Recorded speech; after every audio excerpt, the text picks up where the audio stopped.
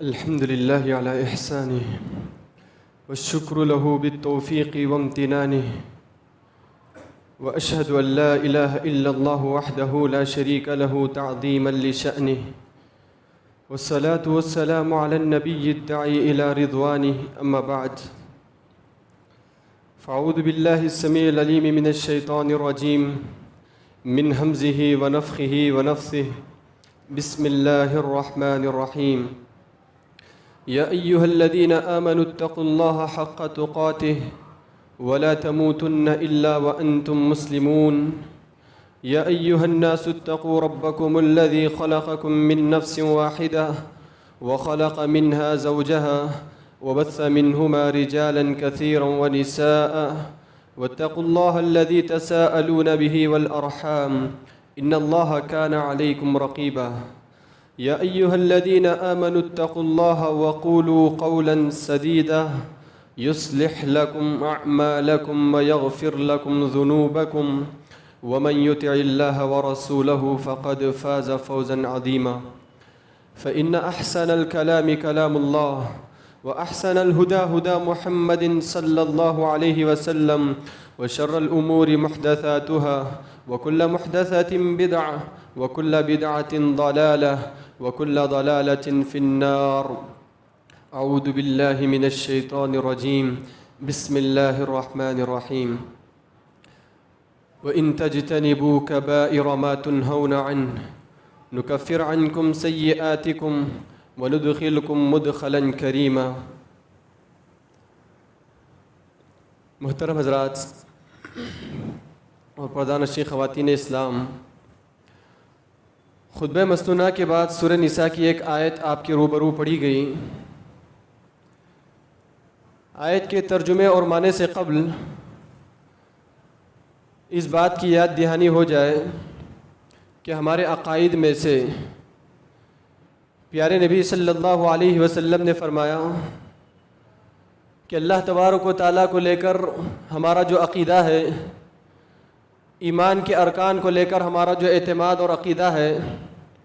بالکل ہو بہو اسی طرح اللہ رب العالمین کی مخلوق جنت اور جہنم کو لے کر بھی ہمارا عقیدہ اور یقین ہونا چاہیے کہ جنت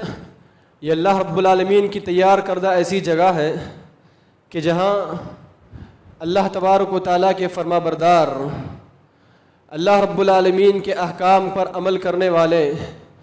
پیارے نبی صلی اللہ علیہ وسلم کی کما حقہ اتباع کرنے والے لوگ اس کے حقدار بنیں گے، اس میں داخل ہوں گے. اور اسی کے ساتھ ساتھ جہنم بھی ایک ایسی مخلوق ہے اللہ تبارک و تعالیٰ کی، جس کو اللہ تبارک و تعالیٰ نے تیار کر رکھا ہے ان لوگوں کے لیے جو اللہ رب العالمین کے نافرمان رہے، اللہ رب العالمین کی تعلیمات اور احکام کی خلاف ورزی کرتے رہے، پیارے نبی صلی اللہ علیہ وسلم کی محبت کے جھوٹے ڈھونگ اور رچاتے رہے، آپ سے محبت کے جھوٹے دعوے کرتے رہے، تو ایسے لوگ اس جہنم کے حقدار بنیں گے. تو ہمارے عقائد میں یہ عقیدہ مسلم ہے کہ اللہ تبارک و تعالیٰ نے جنت بھی تیار کر رکھی ہے، جہنم بھی تیار کر رکھی ہے. جنت یہ پہلے سے تیار کردہ چیز ہے، اور جہنم یہ بھی اللہ تعالیٰ نے پہلے سے تیار کر رکھی ہے. اور اسی کے ساتھ ساتھ اللہ تبارک و تعالیٰ نے اپنے آپ کو اور انسان کو اپنے آپ کے انجام کو طے کرنے کے لیے دونوں راستے اور دونوں اسباب واضح کر دیے. دیکھو، اللہ کی جہاں بنائی ہوئی مخلوق جنت بھی تیار ہے، جہاں ایک اور مخلوق جہنم بھی تیار ہے. اب اس میں جانے کے لیے لوگوں کو راستہ بھی بتا دیا گیا کہ جو چاہے جس راستے کو اپنا کر اپنے آپ کو جنت کا حقدار بنا سکتا ہے، اور اس سے ہٹ کر اگر کوئی غلط راستہ اپنائے تو وہ اپنے آپ کو جہنم کا حقدار بنا سکتا ہے. لیکن اسی کے ساتھ ساتھ اللہ تبارک و تعالیٰ نے اور پیارے نبی صلی اللہ علیہ وسلم نے جنت کے بے شمار مناظر بھی دکھلائے قرآن و حدیث میں، تاکہ لوگوں کو جنت کے مناظر کو دیکھ کر یا پڑھ کر یا احساس محسوس کر کے اس کے طرف لپکنے اور اس کو حاصل کرنے اور اس کے حقدار بننے کا شوق اور بڑھ جائے. اسی لیے پیارے نبی صلی اللہ علیہ وسلم نے حدیث قدسی میں کہا کہ اللہ تبارک و تعالیٰ کہتا ہے کہ جہاں مختلف احادیث میں جنت کی بے شمار نعمتیں بیان کی گئی کہ جنت میں یہ نعمتیں ہوں گی، فلاں سہولیات ہوں گی، سب سے بڑی چیز یہ کہ انسان کو اپنی چاہت کے مطابق ہر چیز حاضر رہے گی، انسان کو کوئی چیز محنت کرنے، تگو دو کرنے، طلب کرنے، مانگنے کوئی ضرورت نہیں، بس انسان کے دل میں کوئی خواہش پیدا ہوئی کہ فوراً چیز حاضر ہو گئی۔ اتنی نعمتیں بیان کرنے کے ساتھ ساتھ پیارے نبی صلی اللہ علیہ وسلم نے حدیث قدسی میں کہا کہ اللہ تبارک و تعالیٰ نے کہا اعددت لعبادی الذین آمنوا، اعددت لعبادی الذین آمنوا وعملوا الصالحات، میں نے اپنے ایمان والے بندوں کے لیے اور اچھا عمل کرنے والے بندوں کے لیے ایسی چیز تیار کر رکھی ہے ما لا عین رأت، آج تک کسی آنکھ نے ایسی چیز دیکھی نہیں ہے، آج تک کسی آنکھ نے ایسی چیز دیکھی نہیں ہے۔ دنیا کے بے شمار مناظر انسان نے دیکھے ہوں گے اور بے شمار خوشنما مناظر انسان کے دل کو بہائے ہوں گے، جس کو دیکھ کر انسان بڑی آرزو، بڑی تمنا کیا ہوگا کاش کہ یہ منظر سامنے سے دیکھ لیا جائے، کاش کہ وہاں ہم بھی پہنچ کر اس منظر کو دیکھ لیں۔ لیکن اللہ نے کہا اتنے خوبصورت مناظر دیکھنے کے بعد بھی ما لا عین رأت، جنت ایسی چیز ہے آج تک کسی آنکھ نے اس کو دیکھا نہیں ہے۔ ولا اذن سمعت،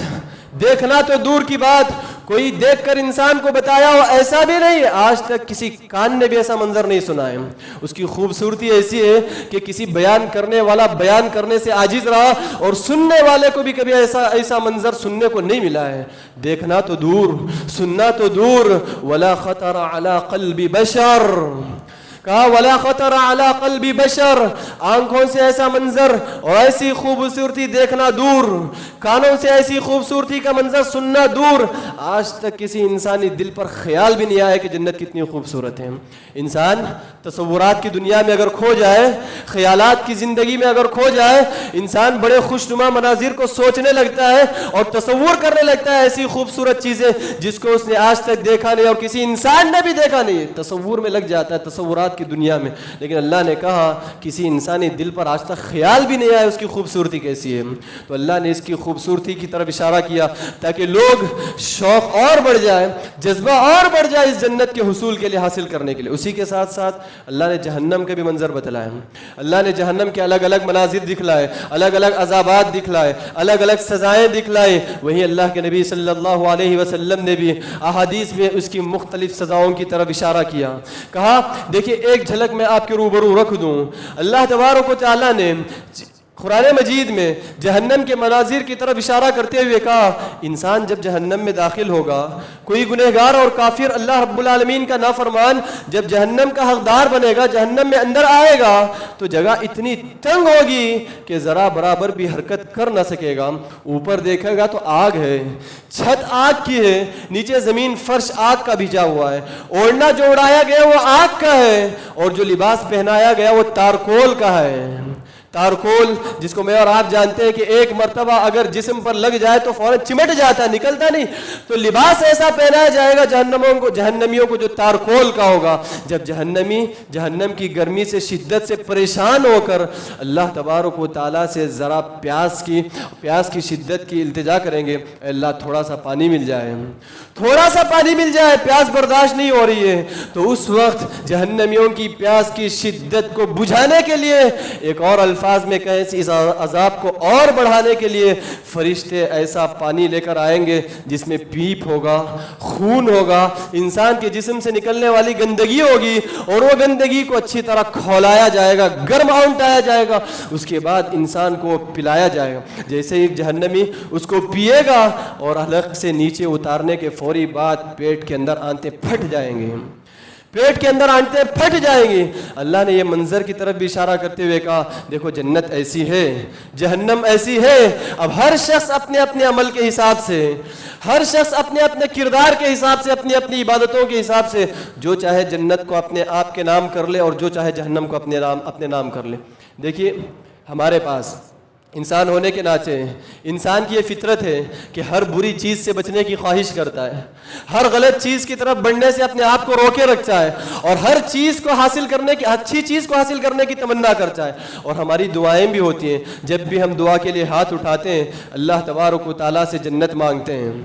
اللہ تعالیٰ سے ہم جنت کا مطالبہ کرتے ہیں، ہم اللہ سے گڑ گڑا کر مانگتے ہیں اللہ جنت الفردوس کا حقدار بنا دے، اے اللہ مجھے جنت الفردوس میں داخل کر دے۔ جنت کی خواہش ہمارے اندر بڑی زیادہ ہوتی ہے، جنت میں داخل ہونے کی تڑپ ہمارے اندر بڑی زیادہ ہوتی ہے، اس کے لیے ہم مختلف عبادتیں کرتے ہیں، مختلف اعمال انجام دیتے ہیں، زیادہ سے زیادہ عبادتیں کرنے کی کوشش کرتے ہیں، اپنے آپ کو تھکاتے ہیں، اپنی مصروفیات کو بالائے طاق رکھ کر، اپنی مصروفیات کو بازو رکھ کر ہم عبادتوں کو انجام دینے کی کوشش کرتے ہیں۔ فرض نمازیں ہو گئی، سنتوں کی پابندی ہم سے ہوتی رہی، نوافل کی پابندی ہم سے ہوتی رہی، فرض روزے رمضان کے رکھ لیے، نفل روزوں کا اہتمام ہم سے ہوتا رہا، فرضی زکوٰۃ ہم نے دے دیا سال میں ایک مرتبہ، نفلی صدقہ و خیرات ہم سے ہوتا رہا، مجبور کو ہم نے دیکھا مدد کی، غریب کو ہم نے دیکھا اس کی مدد کی، ضرورت مند کو ہم نے دیکھا اس کی مدد کی۔ تمام چیزوں کی ایک ہی خواہش ہے کہ اللہ کی بنائی ہوئی جنت کے حقدار بن جائیں، اللہ تبارک و تعالیٰ کی بنائی ہوئی جنت کے حقدار بن جائے، وہ حاصل ہمیں ہو جائے۔ ایک ہی مقصد کی خاطر ہم ساری عبادتیں کرتے ہیں، لیکن یاد رہے یہ ساری عبادتیں، یہ سارے نیک اعمال، یہ ساری نیکیاں، یہ ساری بندگیاں ہمارے اسی وقت کام آئیں گی جب ہم اپنے آپ کو گناہوں سے بچا کے رکھیں گے، جب ہم اپنے آپ کو گناہوں سے بچا کے رکھیں گے۔ انسان اپنے آپ کو گناہوں سے بچانے کی فکر نہ کرے،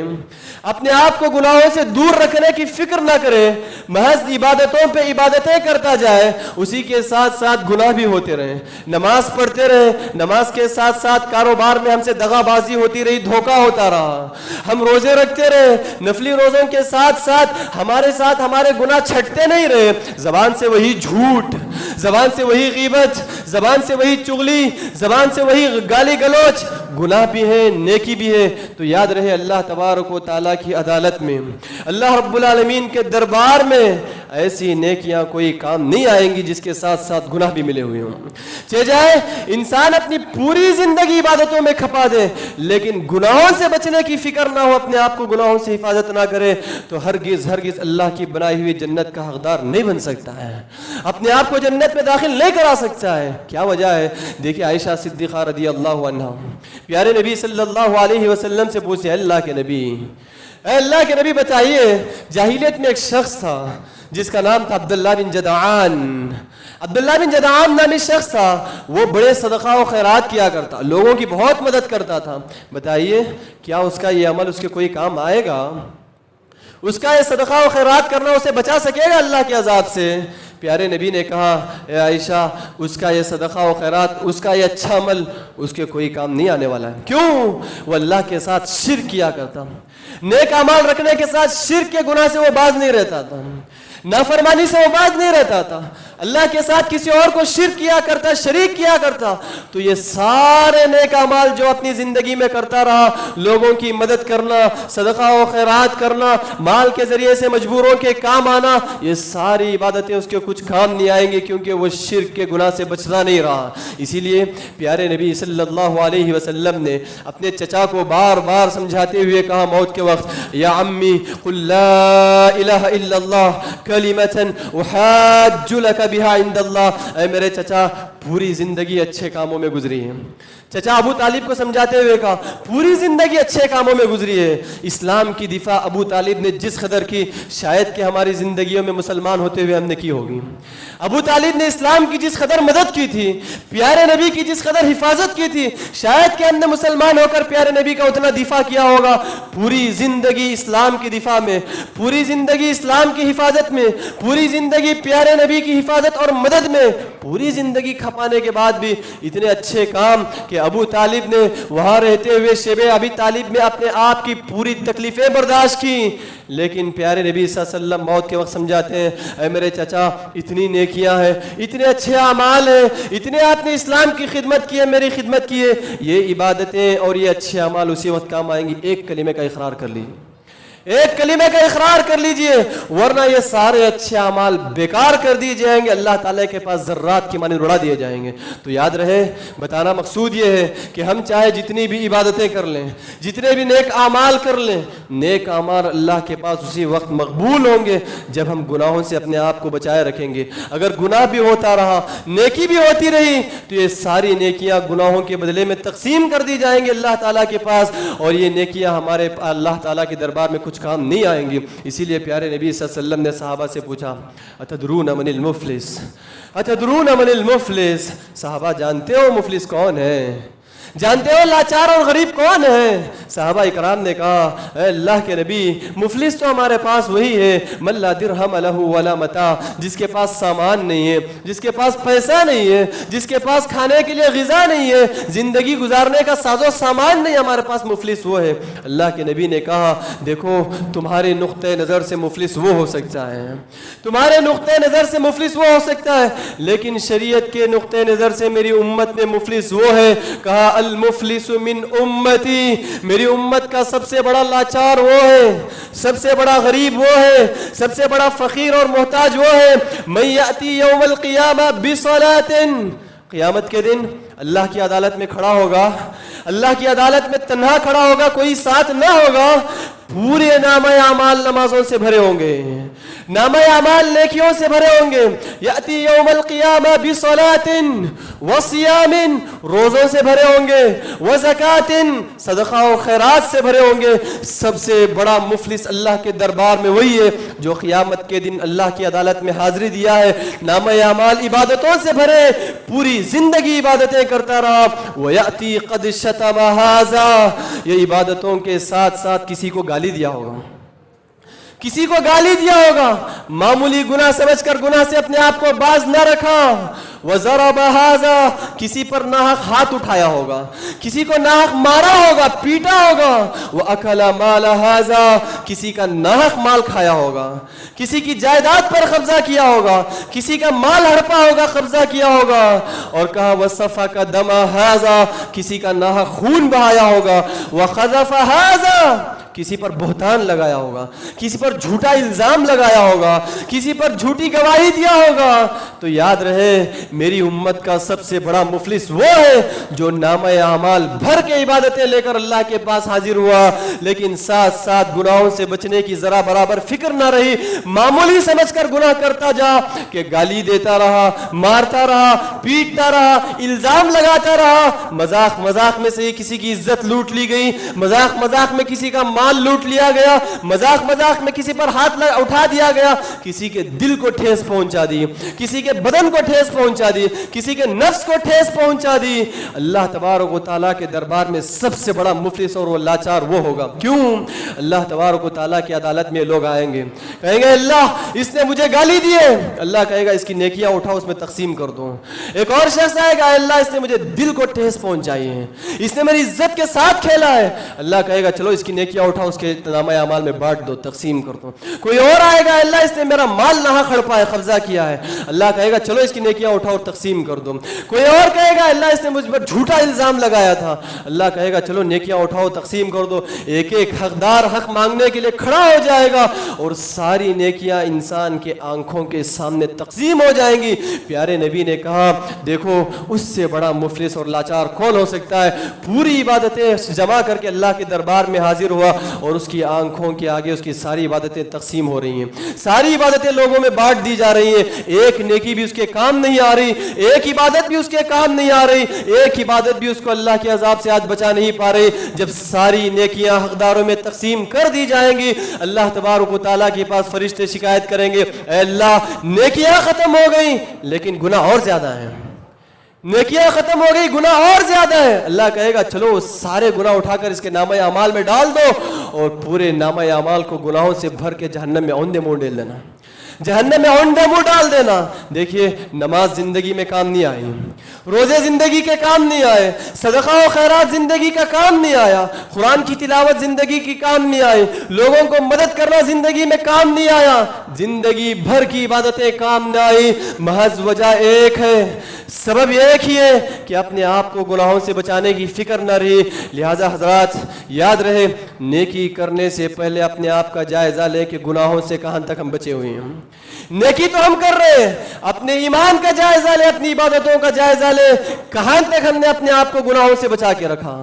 کہاں تک ہم نے اپنے آپ کو گناہوں سے حفاظت کی ہے. ورنہ ایسا نہ ہو نیکیوں کی فکر پوری زندگی رہی, گناہوں سے بچنے کی فکر نہ رہی, اسی حالت میں زندگی سے رخصت ہو جائے, دنیا سے رخصت ہو جائے, اللہ تبارک و تعالیٰ کے پاس نیکیوں کے مقابلے میں گناہ غالب آ جائے اور ساری نیکی اللہ تعالیٰ تقسیم کر دے, بانٹ دے, ایک نیکی بھی اللہ کے دربار میں ہمیں بچا نہ پائے, ہماری حفاظت نہ کر پائے. اسی لیے زندگی میں ہمیشہ گناہوں سے بچنے کی فکر ہو, جنت کو حاصل کرنے کی جس قدر تڑپ ہے, اپنے آپ کو نارے جہنم سے بچانے کا اتنا ہی ڈر ہو. جنت کو دیکھ کر جتنی خواہش پیدا ہوتی ہے کہ اس میں ہم جائیں, اس میں ہم داخل ہوں, نارے جہنم کا خوف بھی اپنے دل میں اسی قدر جگہ ہے کہ یہ گناہ ہمیں جہنم کا حقدار بنا دیتا ہے. دیکھیے ایک مثال کی بات,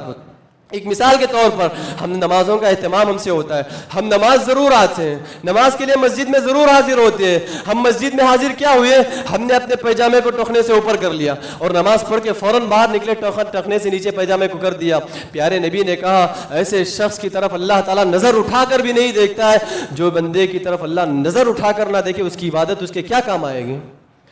جس بندے کی طرف اللہ نظر اٹھا کر نہ دیکھے اس کی پڑھی جانے والی نماز اس کے کیا کام آئے گی. باہر تک اللہ, باہر مسجد کے باہر آنے تک پیجامہ ٹخنے سے نیچے رہا, اللہ تبارک و تعالیٰ کی رحمت سے محروم رہا, اللہ کے گناہوں کی بخشش سے محروم رہا. اندر آیا تو پیجامہ ٹخنے سے اوپر ہو گیا عبادت کرنے کے لیے, نماز کرنے, اللہ سے شرطیہ عبادت ہوگی. یہ تو اللہ سے مطلبی عبادت ہو گئی. جب عبادت ہے اللہ تبارک و تعالیٰ کے پاس بند سور کر ڈھنگ کر کھڑے ہو جائے, لیکن عبادت ختم ہونے کے ساتھ ساتھ اپنے معمول میں بہل جائے, یاد رہے یہ نماز اس کے کچھ کام نہیں آئے گی.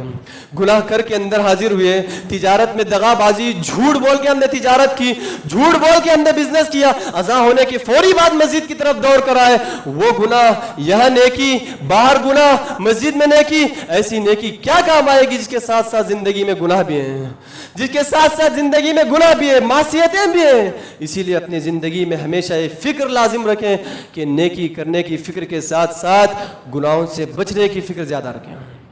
گناہوں سے بچانے کی فکر زیادہ رکھیں. دیکھیے بچوں کا معمول ہے, والدین بچوں کو دینی تعلیم کے حصول کی تڑپ رکھتے ہوئے مکاتب کو بھیجتے ہیں,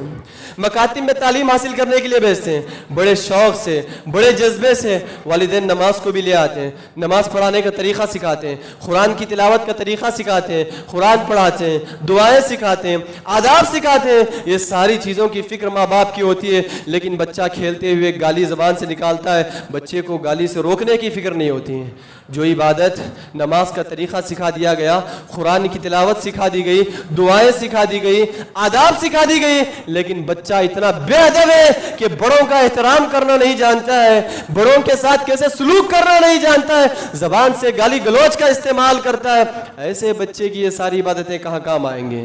جس بچے کے ساتھ گناہ ہو رہے ہوں, ماں باپ بچے کو گناہوں سے روکنے کی فکر نہ کریں, محض نیکیوں کی طرف آگے بڑھانے کی تڑپ ہے,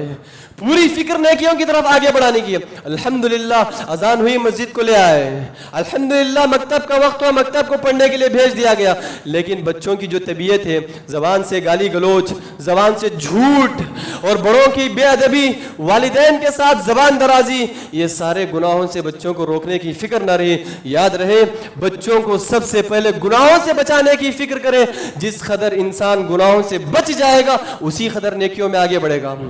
جس قدر گناہوں سے اپنے آپ کی حفاظت کر لے گا اسی قدر نیکیوں میں آگے بڑھے گا. اسی لیے حذیفہ بن یمان رضی اللہ عنہ, دیکھیں صحابہ کا معمول تھا, صحابہ بھی ہمیشہ اسی کی فکر کرتے. حذیفہ بن یمان رضی اللہ عنہ کہتے ہیں کان اصحاب رسول اللہ صلی اللہ علیہ وسلم یسألونہ عن الخیر وکنت اسألہ عن الشر مخافۃ ان یدرکنی. صحابہ کا معمول تھا کہ صحابہ پیارے نبی کی خدمت میں حاضر ہوتے, نیکیوں کا سوال کرتے, اللہ کے نبی بتائیے یہ نیکی کیا ہے, بتائیے ایمان کا سب سے اچھا عمل کیا ہے؟ اسلام کا سب سے اچھا عمل کیا ہے؟ صحابہ سب کے سب نیکی کا سوال کرتے ہیں، نیکی کا سوال کرتے ہیں۔ میں ایک ہی ایسا تھا آپ کی مجلس میں،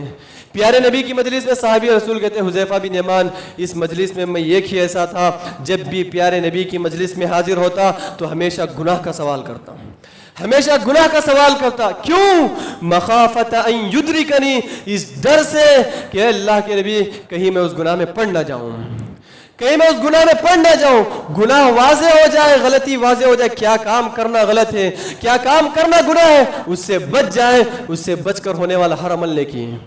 اس سے بچ کر ہر عمل اللہ کے پاس قابل قبول ہے، عبادت ہے۔ تو لہٰذا ہمیشہ فکر ہو کہ اپنے آپ کو گناہوں سے بچائے رکھے۔ اگر انسان گناہوں سے بچ جاتا ہے، ایک بھی نیکی کرے بغیر اللہ کے دربار میں حاضر ہو گیا، اللہ تبارک و تعالیٰ محض توحید کی نیکی کی وجہ سے اسے جنت میں داخل کر دیتا ہے۔ کیوں؟ زندگی پوری گناہوں سے پاک رہی ہے، زندگی پوری گناہوں سے پاک رہی ہے، اسی لیے اپنے آپ کو گناہوں سے بچانے کی فکر کرے۔ حضرات، اسی کے ساتھ ساتھ نوجوانوں کے لیے سب سے بڑا پیغام ہے،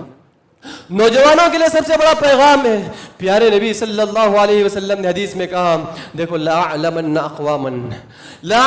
أَقْوَامًا، لوگوں، میں ایسے لوگوں کو بھی جانتا ہوں جو کل روز قیامت اللہ کی عدالت میں ایسے اعمال لے آئیں گے، ایسی نیکیاں لے آئیں گے، مثل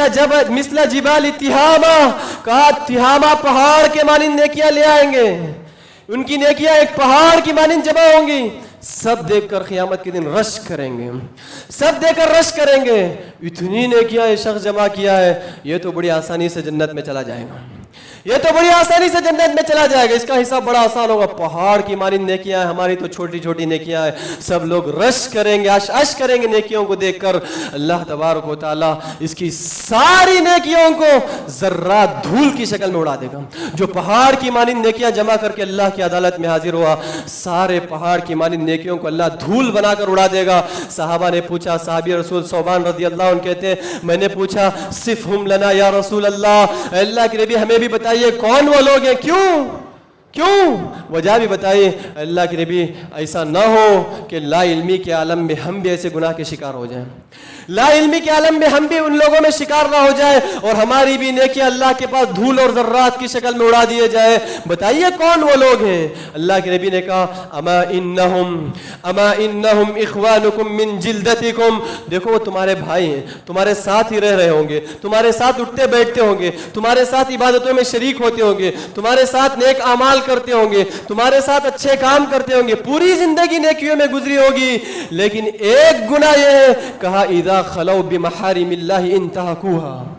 اذا خلو بمحارم اللہ انتہکوها، جب تنہائی میں جائے اللہ کے حرام کاموں کو حلال کر لیتے ہیں،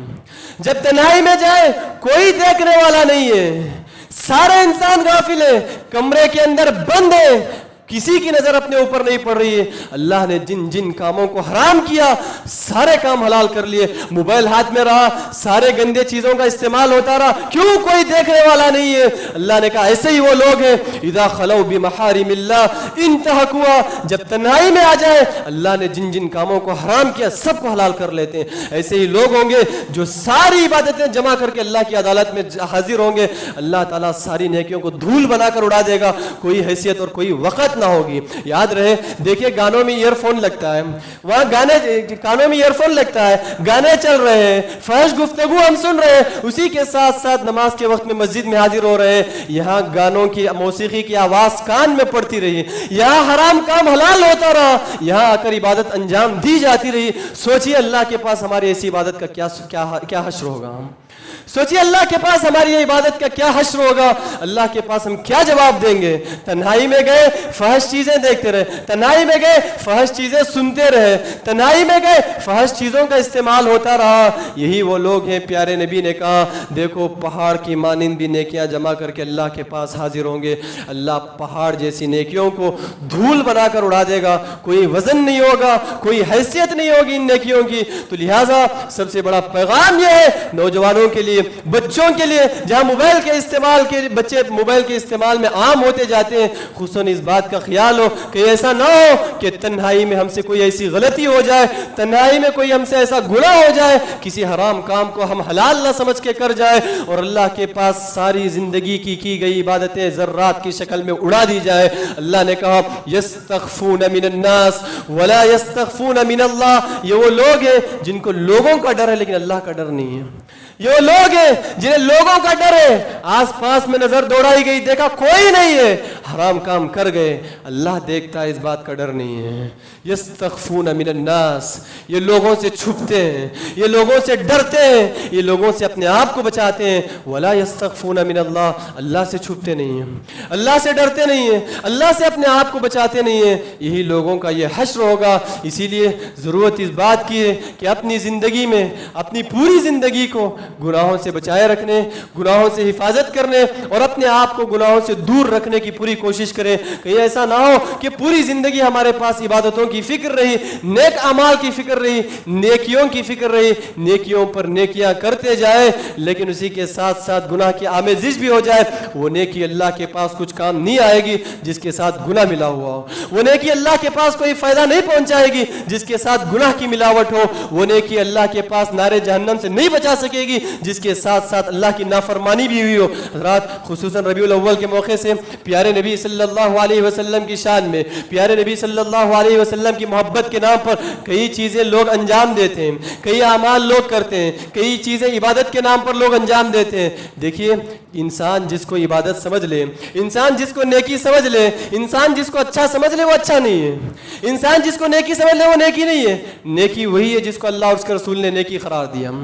عبادت وہی ہے جس کو اللہ اور اس کے رسول نے عبادت قرار دیا۔ تو لہٰذا ایسے کاموں میں یا تو کرنا تو دور، ایسے لوگوں کے ساتھ شریک ہونا، ایسے لوگوں کے ساتھ ملنا، ایسے لوگوں کے ساتھ اٹھنا بیٹھنا اور ایسے لوگوں سے ہمارے تعلقات ہو تو ان کو غلطی کرتے ہوئے غلطی سے نہ روکنا، گویا کہ ہمارا بھی اس غلطی میں شریک ہونے کے برابر ہے، گویا کہ برابر ہمارا بھی اس گناہ میں شریک ہونے کے برابر میں۔ ہم یہ سمجھتے رہے کہ ہم اپنی جگہ اچھے ہیں، ہم یہ بدعتی کام نہیں کرتے، ہم یہ غلط کام انجام نہیں دیتے، یہ لوگ انجام دیتے ہیں۔ اپنے آپ کو گناہوں سے پاک سمجھ کر، اپنے آپ کو نیکیوں کا پابند سمجھ کر سامنے والے کی غلطی کا نظر انداز کرنا، یہ تو حماقت رہی، ہے تو بیوقوفی رہی کہ سامنے غلطی دیکھ کر غلطی پر خاموش رہنا گویا کہ غلطی میں شریک ہونے کے برابر ہے۔ سامنے گناہ دیکھ کر گناہ کو خاموش رہنا برابر گناہ کرنے کے برابر اللہ رب العالمین کے پاس انجام ہے اور سزا ہے۔ تو لہٰذا ایسے لوگوں کے پاس ساتھ شریک ہونے، ایسے لوگوں کے ساتھ اس محفل میں شریک ہونے، ملنے جلنے، اٹھنے بیٹھنے سے اپنے آپ کو دور رکھیں۔ ہاں، اپنے ساتھیوں میں سے، اپنے دوست و احباب میں سے کوئی ایسے چیزوں کے عادی ہے، خاندانی طور طریقہ چلا آ رہا ہے، ہماری یہ ذمہ داری ہے دوست ہونے کے ناطے، رشتہ دار ہونے کے ناطے، اپنے اعزاء و اقارب ہونے کے ناطے حسن سلوک کا تقاضا ہے، ہمدردی کا تقاضا ہے۔ اللہ نے ہمیں ایسے بدعتی کام سے محفوظ رکھا، بچائے رکھا، تو ہم بھی ایسے لوگوں کو ان غلط کاموں سے بچائے رکھیں، غلط کاموں سے حفاظت کر کے رکھیں۔ ضرورت اس بات کی ہے کہ خلاصہ کلام کہ جتنی جنت حاصل کرنے کی فکر ہے، جہنم سے بچنے کی بھی اسی قدر فکر کریں۔ جنت میں جانے کی جس قدر تڑپ ہے، جہنم سے بچانے کی بھی اسی قدر فکر کریں، اور یاد رکھیں نیکی اسی وقت اللہ کے پاس کام آئے گی جب اپنے آپ کو گناہوں سے بچائے ہوں۔ گناہ کے ساتھ ساتھ نیکی کرنا یہ اللہ کے پاس کچھ کام آنے والی نہیں ہے۔ ہاں، اپنے آپ کو گناہوں سے بچائے رکھیے، اس کے بعد جس قدر نیکیاں چاہے کرتے جائیں، اللہ تعالیٰ کے پاس آپ کے لیے جنت میں درجات کے بلندی کا سبب ہوں گی، اونچے سے اونچا رتبہ ملے گا، اونچے سے اونچا درجہ ملے گا۔ سبب یہ ہے کہ ہم نے اپنے آپ کو گناہوں سے پاک رکھا، اپنے آپ کو گناہوں سے حفاظت کرتے رہے۔ تو لہٰذا گناہوں سے بچا کر، گناہوں سے حفاظت کر کے نیکی کے کام انجام دیں۔ دعا ہے اللہ رب العزت سے کہ اللہ تبارک و تعالیٰ زندگی کے ہر قدم پہ، زندگی کے ہر موڑ پہ ہر اس کام کی توفیق دے جس سے اللہ راضی ہو اور ہمیں جنت نصیب ہو، اور ہر اس کام سے اللہ ہماری حفاظت کرے جس سے اللہ کوئی بھی بندہ جہنم کا حقدار بنتا ہو اور اللہ رب العالمین اس کے سزا کا مستحق بنتا ہو۔ جب تک اس دنیا میں رکھے صحیح اسلام اور ایمان پر باقی رکھے، اور جب خاتمہ ہو تو کلمہ توحید لا الہ الا اللہ پر ہو۔ اللہم آمین، وآخر دعوانا الحمد للہ رب العالمین۔